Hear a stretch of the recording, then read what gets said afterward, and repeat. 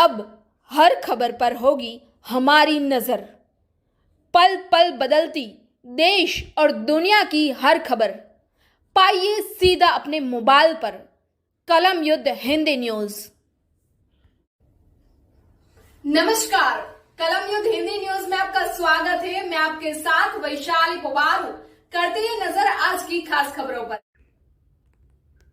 सिर्फ 2% कमीशन के लिए पूरा शहर बैन में। महेश अंगन का कहना है भाजपा सरकार 100 करोड़ का फंड ले रही है और 1000 करोड़ का हर्जाना दे रही है। एक तरफ 175 बसें धूल खा रही है और दूसरी तरफ शहर के हजारों यात्री हर दिन धक्का मुक्की में यात्रा करने को मजबूर हुए हैं।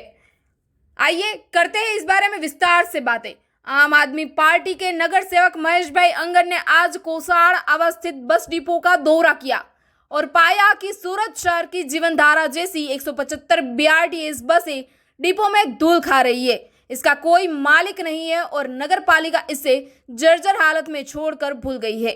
एक और जहां सूरत के हजारों यात्री पूरे दिन भीड़ भाड़ में सफर करने को मजबूर है, वहीं दूसरी ओर 175 बसें धूल भरी और जर्जर हालत में है।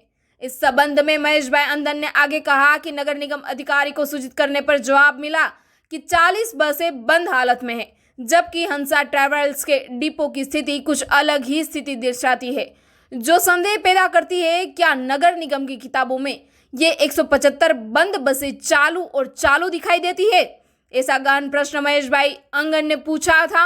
यदि नगर पालिका के रिकॉर्ड में इन बंद बसों का अस्तित्व दर्शाया गया है तो नगर पालिका द्वारा हर माह बिल का भुगतान किया जाता है या नहीं, यह भी जांच का विषय है। महेश भाई अंगन ने नगर निगम आयुक्त से इस मामले में रुचि लेने और तुरंत उचित समाधान खोजने का आग्रह किया है। जुड़े रहिए कलम युद्ध हिंदी न्यूज चैनल पर। लाइक कीजिए, शेयर कीजिए, सब्सक्राइब कीजिए कलम युद्ध हिंदी न्यूज चैनल। હું મહેશભાઈ અણગણ, કોર્પોરેટર, સુરત મહાનગરપાલિકા, આમ આદમી પાર્ટી।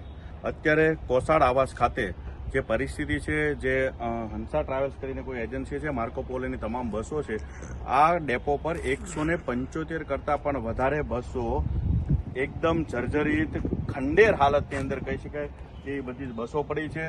અને આના કારણે મુખ્ય પ્રોબ્લેમ એ થયો છે કે શહેરની અંદર હાલમાં જેટલા પણ રૂટ શરૂ છે એ રૂટની અંદર લોકોને ખીચોખીચ ભરાઈને જવું પડે છે। આવી પરિસ્થિતિ છે ત્યારે ખાસ ધ્યાન એ છે કે આટલી બધી બસો બંધ હોવા છતાં પણ શા માટે કોઈનું ધ્યાન નથી। આ પરિસ્થિતિ પાછળનું શું જવાબદાર કારણ હોઈ શકે છે?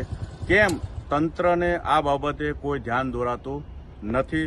તાત્કાલિક ધોરણે આ તમામ બસોને શરૂ કરવામાં આવે અને જે પણ કોઈ આની અંદર અધિકારી જો કોઈ એનું ધ્યાન બંધ હોય, આ અધિકારી દ્વારા એવું કહેવામાં આવ્યું છે કે 40 બસો હાલમાં બંધ છે, પરંતુ 175 બસ અત્યારે અહીંયા આ કન્ડિશનની અંદર હાલતમાં હોય તો આની પાછળ જવાબદાર કોણ છે અને શા માટે થઈને આ બંધ હોવાને કારણે જે પાલિકાને નુકસાન થાય છે તેમ છતાં પણ કેમ સહન કરી રહી છે? કમિશનરશ્રી તાત્કાલિક ધોરણે આ બાબતે તપાસ કરે એવી આશા સાથે જય હિન્દ।